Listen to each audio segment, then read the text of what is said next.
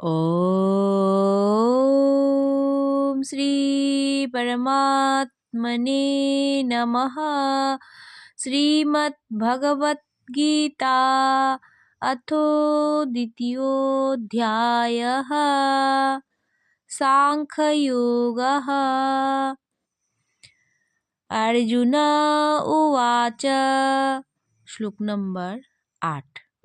न हि प्रपश्यामि ममापनोद्यात् यच्छोकमुच्छोषणमिन्द्रियाणाम् अवाप्य भूमा वसपत्नमृध्यं राज्यं সুরানামপি চাধিপত্যম। অর্থাৎ এই পৃথিবীতে মহা সমৃদ্ধশালী নিষ্কণ্টক রাজত্ব পেলেও কিংবা সুরাগণের অর্থাৎ দেবতাগণের উপরে আধিপত্য পেলেও এই রকম চিত্তচাঞ্চল্যকর দুঃখের কাছে সকলই তুচ্ছ।